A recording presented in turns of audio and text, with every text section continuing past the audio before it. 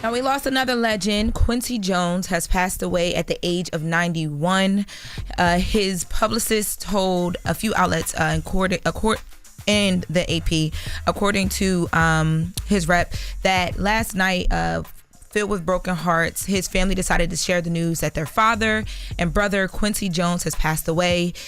Although this is an incredible loss for their family, they said they want to celebrate the great life that he lived and know that there will never be another like him. And man, when you say that there will be another like him in an incredible, full, great life, it's almost like an understatement. He lived so many different creative lifestyles. He was a musician, a songwriter, producer, conductor, arranger, artist, record label owner, executive, TV and film producer, magazine publisher, humanitarian, author. Like, there's just so much that he did, and he spanned across so many different genres: R&B, Activist pop, as well. Yep. Classical music, like just so many different things. He was a 28-time Grammy winner. He won an Academy Award, 2 of them actually. He won an Emmy for Roots. There's a lot that he did. I'm not even going to be able to get it in this full segment, but also worth mentioning, he was one of the first Black executives to really thrive in Hollywood, and because of that, he helped so many artists be able to put their careers like on their back. He arranged music for Frank Sinatra, Ella Fitzgerald. He composed soundtracks for Roots, In the Heat of the Night. He produced On the Color Purple. He was an EP of The Fresh Prince of Bel-Air. He produced, I didn't know this one. I saw this morning when I was reading just about some of his stuff. He produced and organized Bill Clinton's first inaugural celebration. He oversaw the all-star recording of We Are the World in 1985, that charity record that they did for relief in Africa. There's a documentary. Thriller, about that. Yes, Thriller, Beat It. There's so much. Off the Wall. Yes, and we grabbed some of just some of the music and the things that he composed that a lot of people probably wouldn't even know that he had his hand in. I know a lot of it I learned this morning. So let's take a listen. This is his work with Frank Sinatra.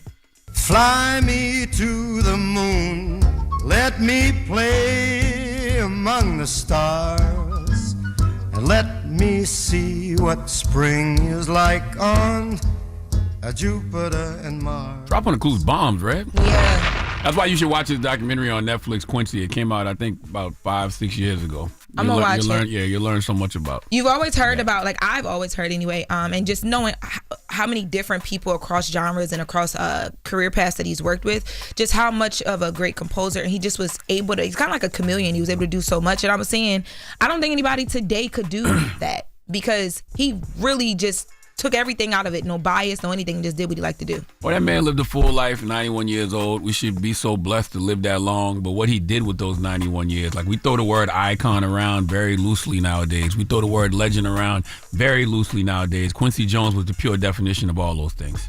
Absolutely. I want to also too, Sanford Son theme song. I want to take a listen to that as well, because this was Quincy Jones too.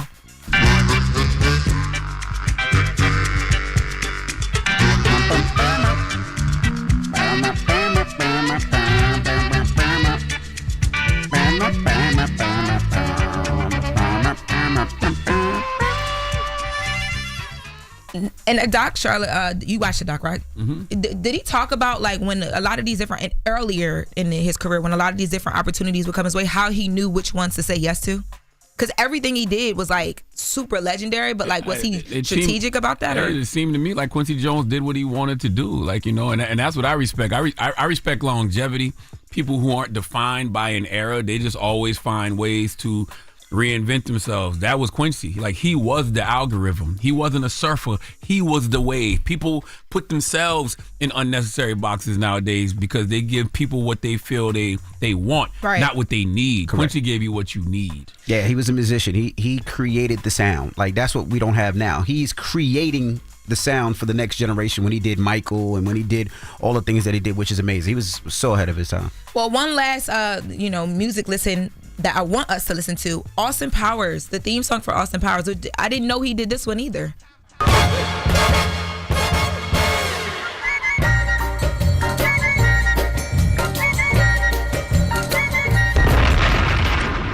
That tripped me out. That I watched that movie so much. What happened with that one? He did that in the 60s. He did the original, and they recreated it. And okay. I don't know if they recreated it. They just used it. I think they recreated it. They did? I think so. I don't know if they recreated it. He did it in the 60s. Yeah, he it's did called it in the 60s. Soul Bossa Nova, and they used it for the Austin Powers. Correct. Got you. theme song. Got Yep. you. Man, to live a life like that. They said it took him 20 minutes to do that. 20 minutes to do that. And do you know, well, y'all know that the Austin Powers franchise is so big. It's huge. And like everything that was probably used for is amazing. Yeah, wow. But I mean, when this morning, like you said, he lived a full life. 91 years old is a long time here. You got to see a lot. I know I went to his Instagram just to see kind of what like some of his last posts were. And the last post I saw was something he posted with his daughter, talking about how he, you know, was just so happy to be her dad. So he lived a life. He had his family, you know, saying RP to the legend, Quincy Jones. That Austin Powers song, it was used by Judy Garland in the second episode of the Judy Garland Show in 1963. So just think about how that one piece of music, you know, has been used for so many different things. He first did it in 1962. Then it was used for Judy Garland. Then it was used for a couple other movies. The Pawn Broker, Take Money and Run. Then it became the Austin Powers song. And he's just an incredible human, man. Amazing. To be human being. blessed like that, because he's from Chicago. I was reading about his upbringing. It literally came from like nothing. That's right. To be blessed like that. Watch the doc on Netflix, y'all. Yeah, Today I'm is a good day I'm gonna go watch it tonight. to learn more about Quincy Jones. Okay. All right. Legend. All right, that was Jess with the Mess with Lauren LaRosa. Now, when we come back, we got front page news with Morgan Woods. So don't move. It's The Breakfast Club. Good morning. Wake that ass up early in the morning. The Breakfast Club.